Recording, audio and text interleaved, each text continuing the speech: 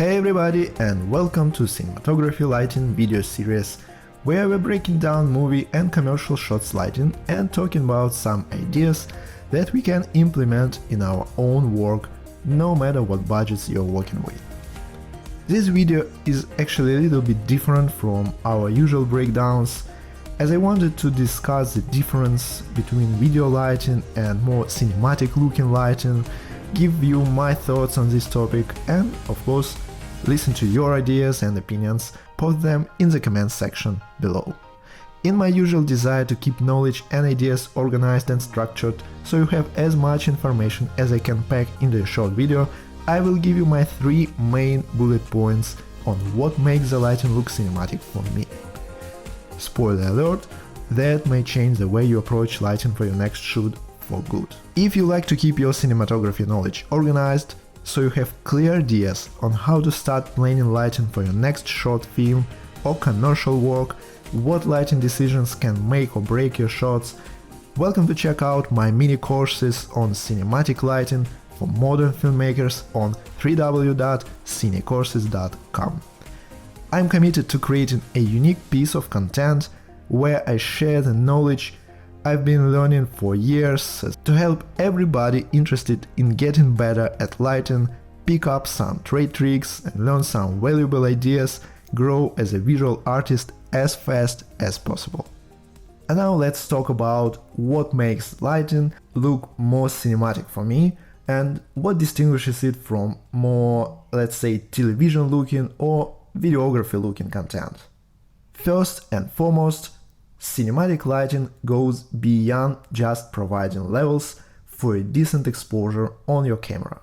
The main function of cinematic lighting is not just providing enough illumination, but adding to the story, and most important, giving depth to the subjects in shot. We are painting with light on a two-dimensional canvas of the shot, and it's our job as cinematographers to create an illusion of depth for the viewers.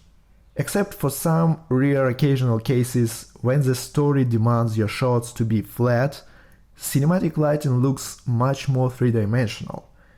It looks much more volumetric than television and traditional video lighting.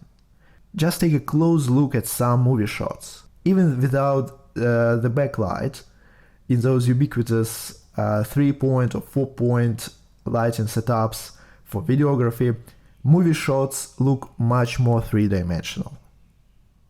Second, cinematic lighting has no sourcey feel to it. It comes to the quality of light. Avoiding sourcey feel from the light, that's a really big thing that differentiates cinematic lighting from videography. Now let's make it clear what I mean by sourcey feel. Many videographers, especially when you're working as a one-man band, we have to just put up a small LED panel and film an interview or whatever. We've all been through this.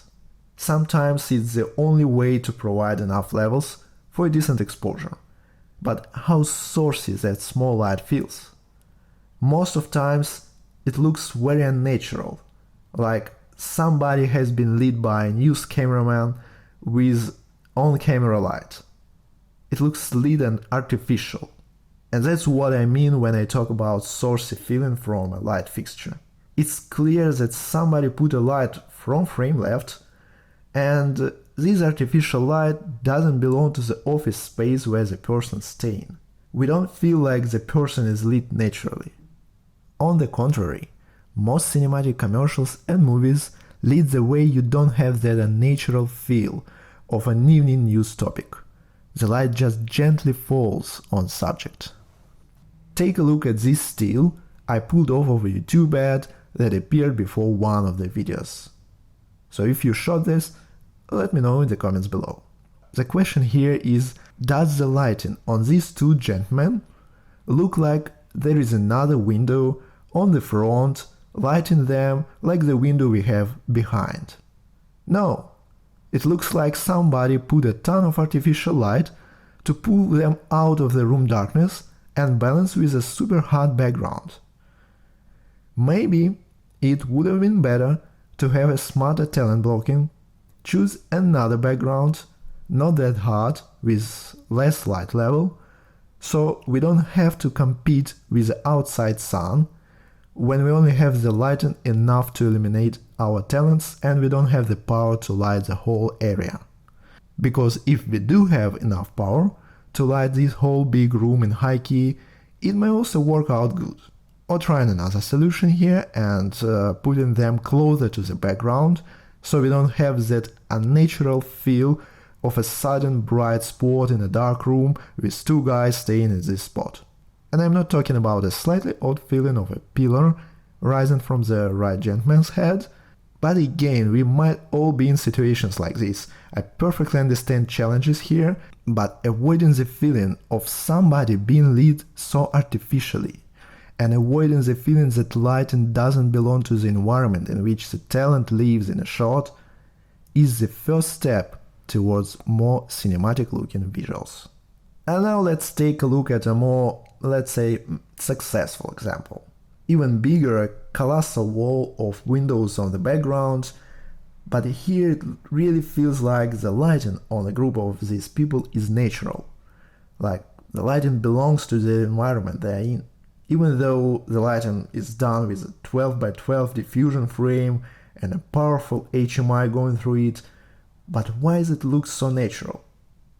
Because all the levels are balanced, outside and inside. Remember that cinematography is more about ratios between lights, ratios between levels in your shots, rather than absolute numbers for these levels. Once you have enough level for the exposure you aim for, then it all goes down into balancing individual levels in shot. Third, cinematic lighting is not flat and boring. It has more boldness in contrast. Quite often the video lighting looks so boring flat because we are supposed to deliver certain low contrast visuals. So our fill light should not be too dim and we are not allowed to create too much contrast on serious faces, most of them like when they are flat lit. Or think about wedding videography.